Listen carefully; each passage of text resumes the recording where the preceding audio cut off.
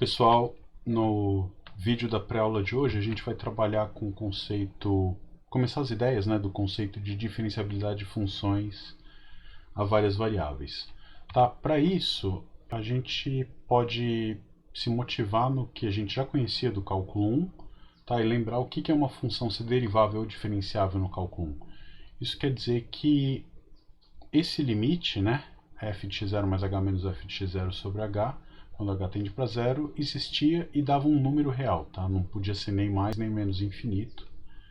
E a forma alternativa de calculá-lo era trocando o h por x menos x0, e você obtém exatamente essa expressão na última igualdade ali, tá?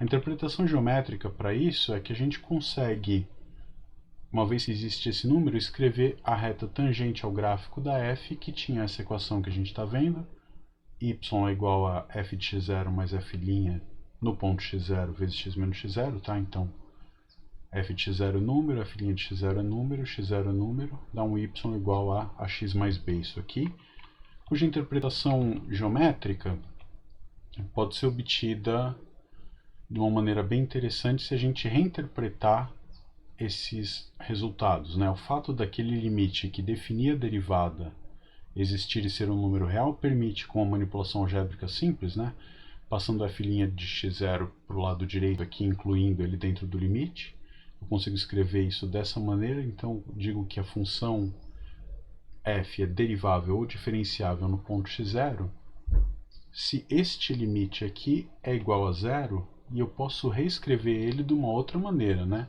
Eu posso pensar que esse f' de x0 vezes h, f' de x0 é um número fixo, tá certo? Então, f' de x0 vezes h é uma função linear na variável h, tá? É um número vezes h.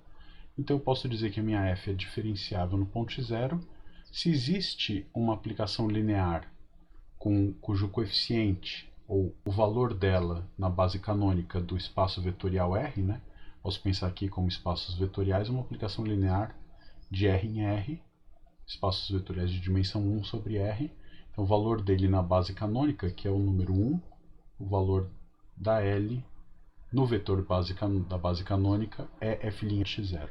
Então, eu vou dizer que a f é diferenciável se eu puder escrever esse limite aqui com uma certa aplicação linear, que nesse caso é especificamente dada pelo número f' de x0, tá?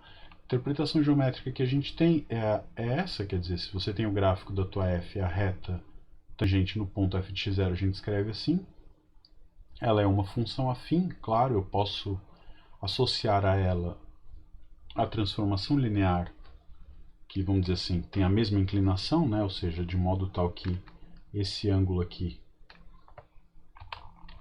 esse ângulo é o mesmo que esse, tá certo?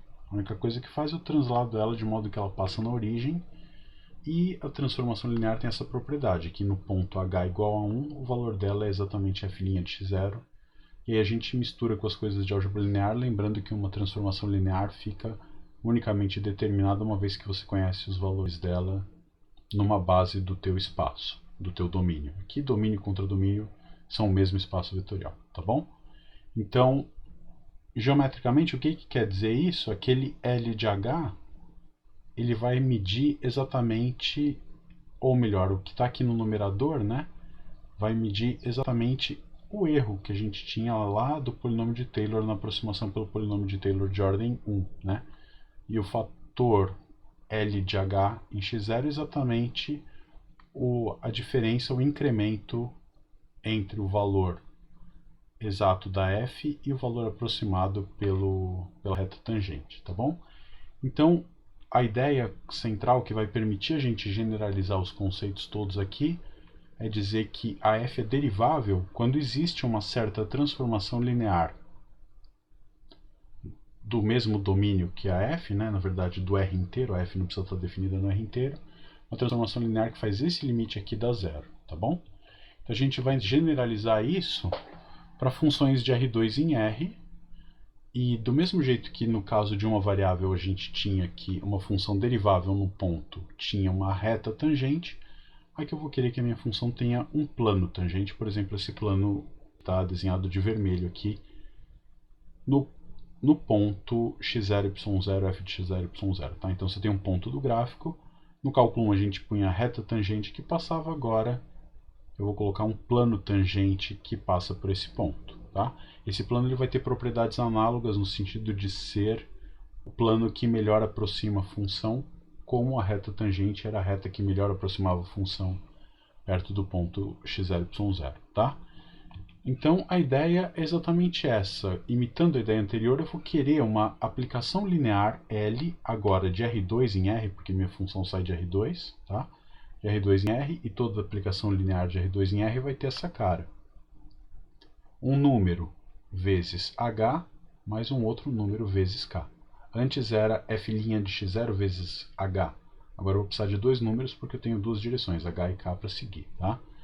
Eu vou querer então, do mesmo jeito que a gente tinha anteriormente, voltando aqui, f de x0 mais h menos f de x0 menos a transformação linear sobre h dando zero. Eu vou ter aqui f de x0 mais h menos f de x0 mais h, y0 mais k, ou seja, eu estou no ponto x0, y0, eu me afasto um pouquinho. K na direção do eixo y, só para a gente escrever. H na direção do eixo x, tá bom? E aí o que eu vou medir é o valor da função nesse novo ponto, menos o valor da função no ponto base, vamos dizer assim, menos essa transformação linear. Isso tudo tem que tender para zero mais rápido do que esse vetor hk, né? Se você quiser pensar, esse vetorzinho tem coordenadas h no x, k no y, então se eu pego a norma desse vetor tendendo para zero, ele vai tender para zero. Então eu quero que o numerador vá para zero mais rápido do que o denominador, ou seja, que a diferença entre o valor real da função e o valor na aproximação pelo plano tangente, o erro nessa aproximação, seja ordens de grandeza menor do que a distância do ponto base que a gente pegou, tá bom? Então, para determinar, para tentar provar que esse limite é zero, a primeira coisa que eu preciso fazer é descobrir esses números a e b quem são, né? Então eu tenho que ter candidatos a valores de a e b que vão tornar esse limite nulo. Então, os candidatos a gente tem que tentar descobrir, e será que a gente tem algum palpite para isso, né? Quer dizer, quem seria um palpite natural? Eu quero que esse limite, quero procurar a e b que façam esse limite aqui dar zero, tudo bem? Olha, se o limite tem que dar zero, ele tem que dar zero ao longo de qualquer direção, ao longo de qualquer curva. Então, por exemplo, eu posso deixar o y0 fixado e tentar ver o que acontece variando só o x. Então o limite tem que dar zero ao longo dessa curva, porque se ele é zero sempre, ele é zero em particular ao longo dessa curva. E ao longo dessa curva, o que a gente vai ter? Se você calcular a função, você vai ter uma curvinha aqui, que é a interseção da superfície com o plano y igual a y0. E como a gente já observou com as derivadas parciais, o que eu vou ter vai ser a reta tangente dessa função aqui, né? Vamos ver se eu consigo desenhar o gráfico dela. Seria passando lá atrás, né? Uma coisa assim, e vem aqui para frente, tá bom? Então eu consigo esse gráfico, consigo escrever a equação da reta tangente. Eu vou querer que nessa direção o limite seja zero. E também vou querer que na outra direção, quer dizer, eu deixo o x parado e o y variando. Tá? Estou aqui. O que isso vai me produzir? Eu vou ter, de novo, uma curva aqui, tá certo? No plano perpendicular ao plano xy, na verdade, plano x igual a x0, tá bom? Então, você vai ter aqui o gráfico da tua função, vou tentar fazer pontilhadinho, sempre em cima da superfície, né? Quando eu me restringo a x igual a x0, tem um gráfico de uma variável. Eu consigo olhar para a derivada e a gente sabe que essa derivada vai ser exatamente a derivada parcial.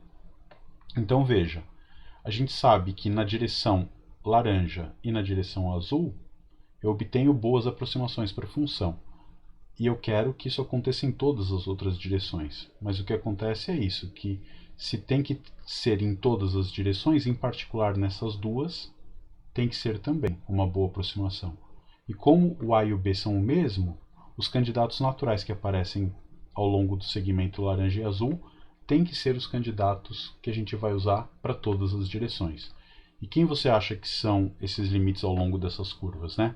Aqui o y está parado e o x está variando. Então, naturalmente, em laranja, a gente vai querer ter que o a, o candidato natural para a variável, para o número a ali, é a derivada parcial em x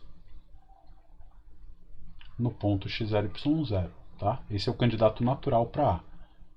E o candidato natural para o b, eu deixei o x parado, estou variando somente o y, vai ser exatamente o del f del y no ponto x0, y0, tá bom? A gente vai dizer que uma função f vai ser diferenciável se esse limite, onde eu troco a e b, nessa expressão aqui, por del f del x e del f del y no ponto, respectivamente, for zero.